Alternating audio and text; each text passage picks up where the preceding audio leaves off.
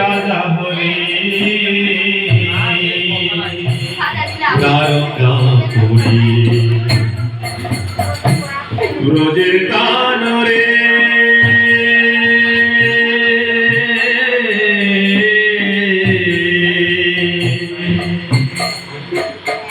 কোন দুঃখিত রাজা হরি মথুরাপুরী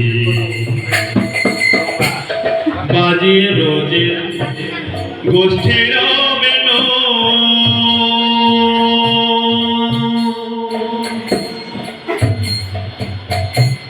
চারা বিনা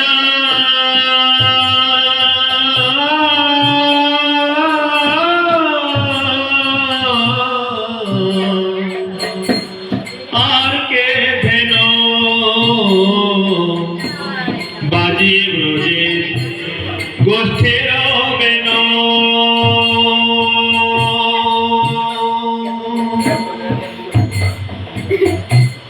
চারা বিনা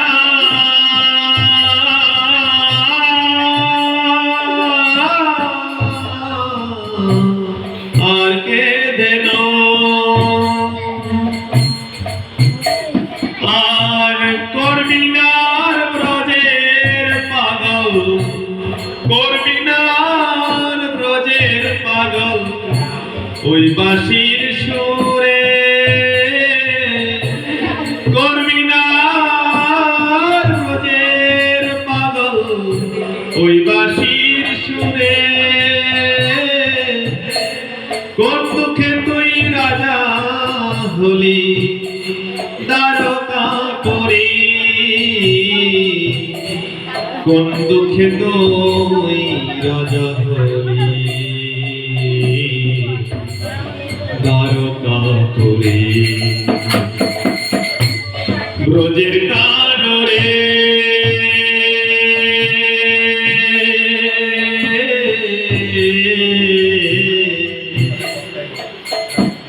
ব্রজের কানরে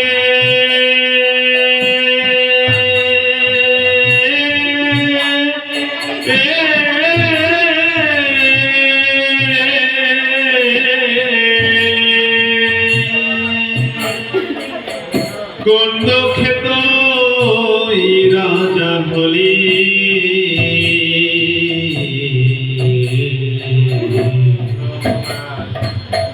দ্বারকাপুরী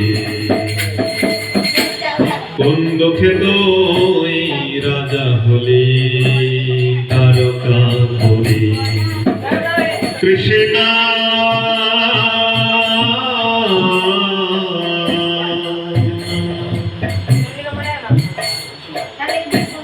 কৃষ্ণ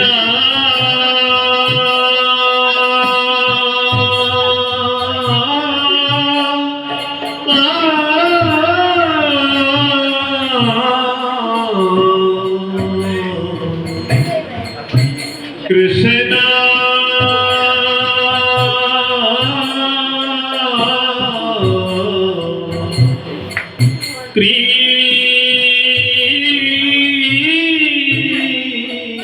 কৃষ্ণ ব্রজের কানরে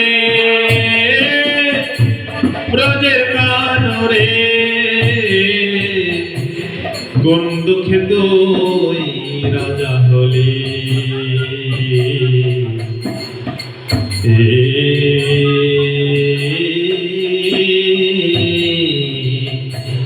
দ্বারকাপুরী কোন দুঃখে তুই রাজা হলি দ্বারকাপুরী এই প্রকারে সে মীরা সেই কবিতে কি প্রকার ভাব হয়েছিল সেই ভাবে ভীত হয়ে এরা পদবদ্ধ রাখলেন।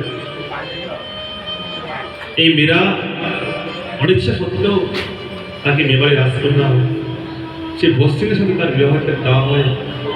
তো ভগবান ইচ্ছায় তার স্বামী কিছুদিন পরে মারা যায়। সেই স্বামীর প্রত্যাবর্তনে থাকার সময় মীরাকে মা পরীক্ষা দিতে হয়নি।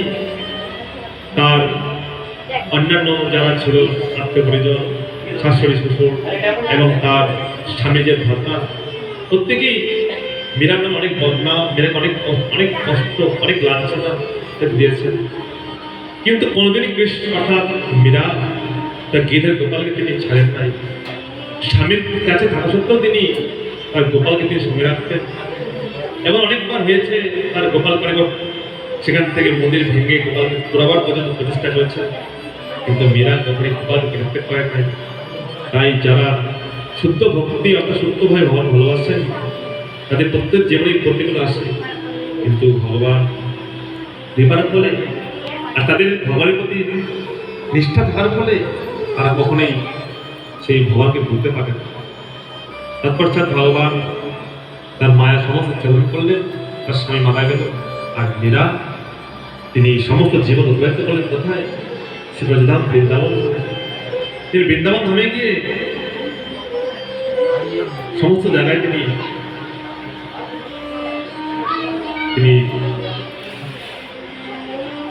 ভগবান কৃষ্ণের তার নাম, তার মহিমা, তার সেই লীলাকে তিনি স্মরণ করতে লাগলেন।